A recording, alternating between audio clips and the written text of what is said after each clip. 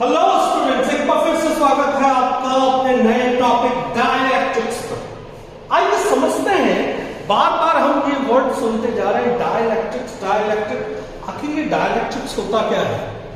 Dielectric एक तरीके का इंसुलेटिंग मटेरियल है। It is such an insulating material which can transmit electrical effect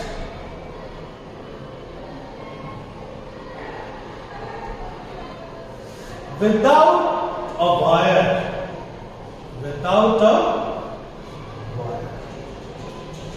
यानी बिना किसी वायर के ये एक ऐसा इंसुलेटिंग मटेरियल है जो कि इलेक्ट्रिकल इफेक्ट को ट्रांसमिट कर देता है through the process of induction. आपको पढ़ाया था मैंने चार्जिंग बाय इंडक्शन, और चार्जिंग बाय इंडक्शन में किसी वायर की जरूरत नहीं होती। बिना किसी वायर के जब एक अनचार्ज बॉडी के पास आप किसी चार्ज बॉडी को ले जाते हो तो वो बॉडी खुद ब खुद चार्ज हो जाती है।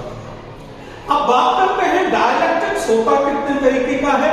तो डाइलेक्ट्रिक दो तरीके का होता है, एक होता है नॉन पोलर डाइलेक्ट्रिक और दूसरा होता है पोलर डाइलेक्ट्रिक। अब इन दोनों में फर्क क्या है समझिए। नॉन पोलर डाइलेक्ट्रिक वो होता है जिसके एक ही पॉइंट पर पॉजिटिव और नेगेटिव दोनों चार्ज कंसाइड कर जाते हैं, जिसकी वजह से क्या होता है, ये सिमेट्रिकल इन शेप होता है और इसका जो नेट डायपोल मोमेंट होता है वो हमेशा जीरो होता है। कितना होता है?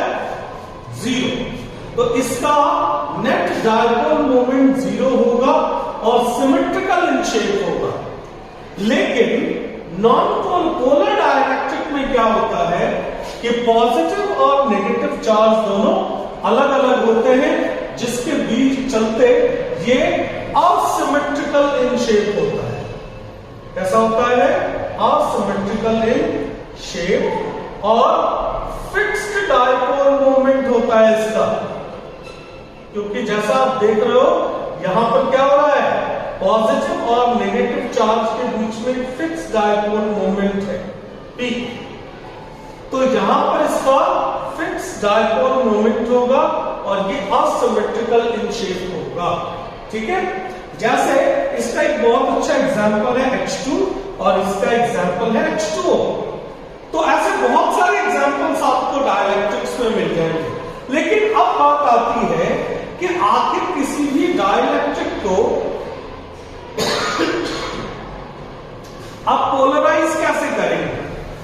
तो इसको पोलराइज करने का तरीका यह है कि जैसे ही आप किसी यूनिफॉर्म इलेक्ट्रिक फील्ड के अंदर किसी डाइलेक्ट्रिक को लेकर के आते हो, क्या होता है, मान लीजिए आप ये डाइलेक्ट्रिक लेकर के आए जो शुरुआत में नॉन पोलर था। अब जैसे ही आप इसको फील्ड में लेके आए, अब क्या हुआ, नेगेटिव चार्ज पॉजिटिव प्लेट की तरफ अट्रैक्ट हो गया और पॉजिटिव चार्ज नेगेटिव प्लेट की तरफ अट्रैक्ट हो गया।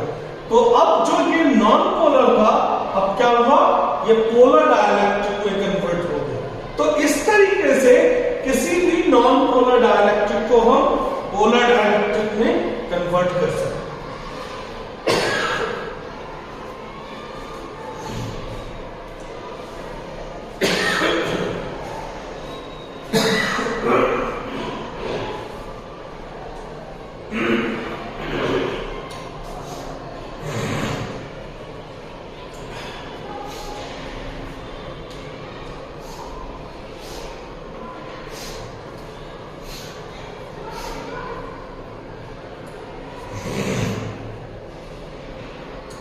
आपको बात समझ में आई होगी। आइए हम आगे बढ़ते हैं कि अगर किसी कैपेसिटर के अंदर हम एक पूरा का पूरा डाइलेक्ट्रिक स्लैब डाल दें तो उसकी कैपेसिटी पे क्या फर्क पड़ेगा। बहुत ही इंपॉर्टेंट टॉपिक है और इससे रिलेटेड क्वेश्चंस हर कॉम्पिटिटिव से लेकर के सीबीएसई तक में रेगुलरली पूछे जाते हैं, तो बहुत ही अच्छे से समझिएगा। मेरी पूरी कोशिश रहेगी कि बहुत ही आसान तरीके से आपको, मान लीजिए capacitance of a capacitor when dielectric slab is inserted between the plates of a capacitor। मान लीजिए कि ये वो कैपेसिटर था जिसका सेपरेशन D था, और इसके बीच में हमने एक डाइलेक्ट्रिक स्लैब डाल दिया। दिस इज योर डाइलेक्ट्रिक,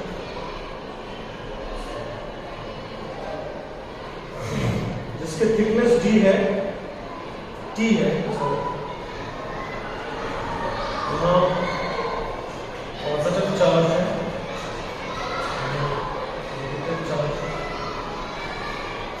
अब जैसा मैंने अभी आपको बताया था कि डाइलेक्ट्रिक डालने के बाद क्या होगा, इसके अंदर चार्जेस इंड्यूस्ड हो जाएंगे। कैसे? तो इस पर नेगेटिव चार्ज आ जाएगा और इसके ऊपर पॉजिटिव चार्ज, स्प्लिट के।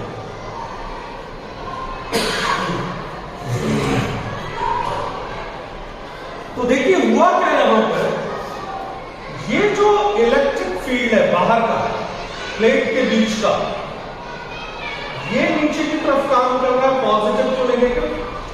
लेकिन जैसा मैंने आपको बताया था कि जब आप किसी डाइलेक्ट्रिक को इलेक्ट्रिक फील्ड के अंदर रखते हो तो उसके अंदर भी एक इलेक्ट्रिक फील्ड पैदा हो जाता है जो कि ऑपोजिट डायरेक्शन में, जिसको EP बोलते हैं।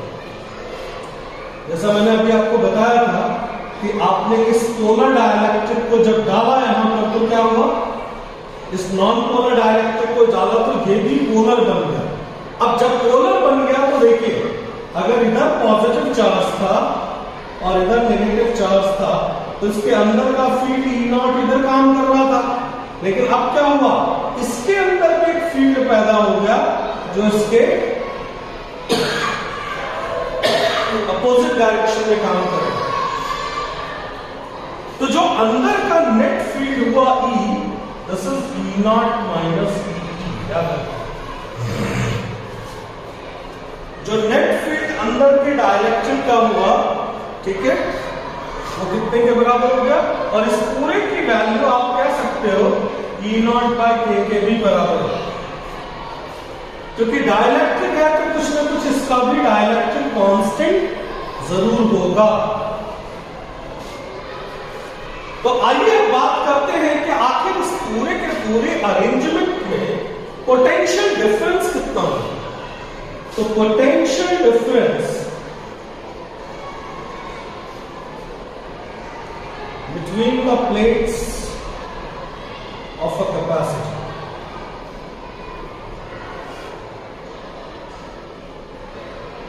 ये जो हुआ V, ये हुआ E0। E0 कितने थिकनेस पे काम कर रहा है, D माइनस T पर। इस पोर्शन पर E0 काम कर रहा है और इस पोर्शन पर भी E0 काम कर रहा है, और प्लस E काम कर रहा है, this E at thickness T। लेकिन जैसा मैंने अभी आपको यहां पर बताया कि E की वैल्यू E0 बाय K के बराबर होती है, क्योंकि ये डाइलेक्ट्रिक कांस्टेंट डाला हुआ है, यहां पर डाइलेक्ट्रिक स्लैब डाला हुआ है, dielectric constant K। So finally it is E0 common ले लिया हमने, तो D minus T plus T by K। ये हमारा टोटल पोटेंशियल डिफरेंस हुआ जब हमने डाइलेक्ट्रिक स्लैब डाल दिया।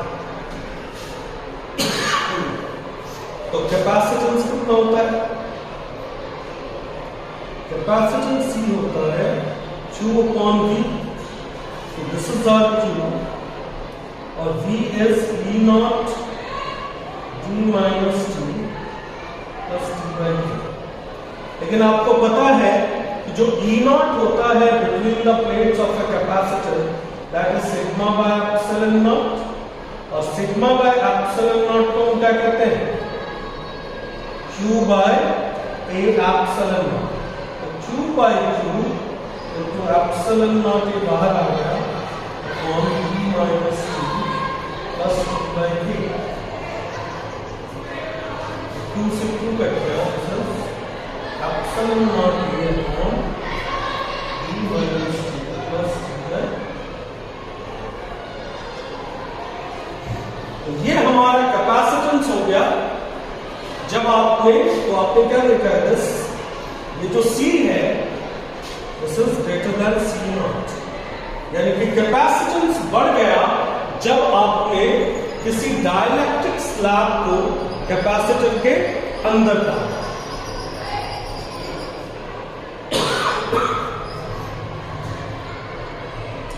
तो होप आपको ये पूरा का पूरा प्रोसेस समझ में आया होगा और बहुत ही आसान तरीके से मैंने कोशिश करी आपको इस पूरे की पूरे इंफॉर्मेशन को डिटेल। लेकिन आइए समझते हैं, अगर इस पूरे के पूरे कैपेसिटर में हम एक कंडक्टिंग स्लैब डाल देते, अगर एक मेटालिक स्लैब डाल देते तो क्या होता? आइए देखते हैं।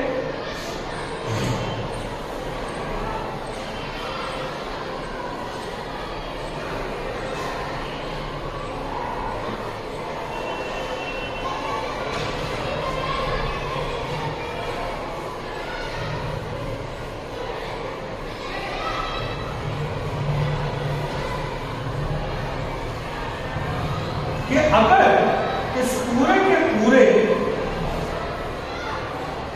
कैपेसिटर में हम क्या करते हैं, एक कंडक्टिंग स्लैब डाल देते हैं।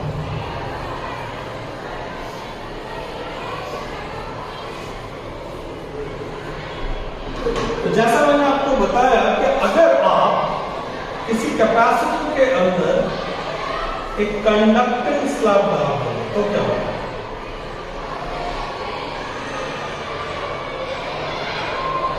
आपको पता है कि इलेक्ट्रिक फील्ड किसी भी कंडक्टर के अंदर जीरो होती है, तो यानी जो भी इलेक्ट्रिक फील्ड काम करेगा वो सिर्फ कैपेसिटर के D माइनस T थिकनेस पे काम करेगा, क्योंकि ये T है और ये हमारा D है।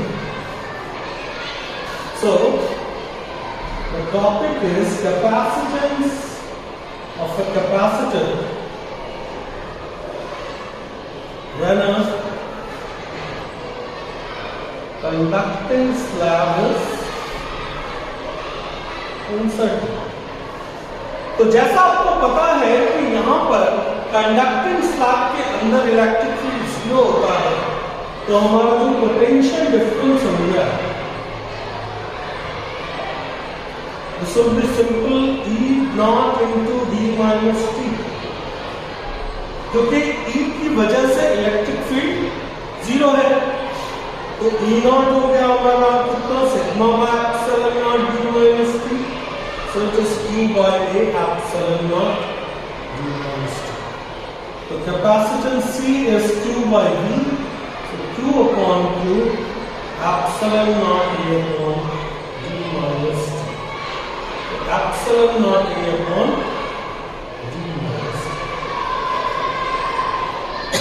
तो ये वो कैपेसिटेंस है जो कंडक्टिंग स्लैब के डालने के बाद तो होप ये दोनों टॉपिक्स आपको बहुत ही अच्छे तरीके से समझ में आ गए होंगे। अब हम बात करते हैं अपने सबसे लास्ट टॉपिक की कि अगर कंडक्टिंग डाइलेक्ट्रिक स्लैब डाल दिया जाए और वहां पर बैटरी से उसको कनेक्ट कर दिया जाए। बहुत ही इंपॉर्टेंट टॉपिक है स्टूडेंट्स, बहुत ध्यान से समझिएगा इसको, और इस पर रेगुलरली इतने क्वेश्चंस आते हैं कि आप अंदाजा नहीं लगा सकते। किसी भी कॉम्पिटिटिव एग्जाम्स को उठा करके देख लीजिए, आपको हमेशा इन टॉपिक्स पर क्वेश्चंस मिलेंगे और बच्चे बहुत ही ज्यादा कंफ्यूज रहते हैं इसमें। क्या होगा अगर किसी डायलैक्ट्रिक स्लैब में हमने डाल दिया और उसके बाद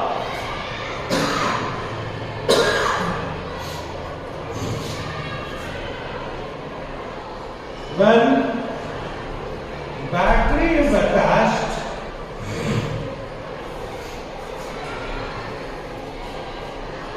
and when battery is removed,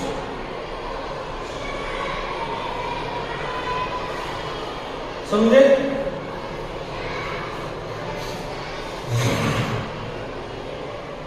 एक बार फिर से इस टॉपिक को समझ लीजिए मैं क्या डिस्कस कर रहा हूं। मैंने कहा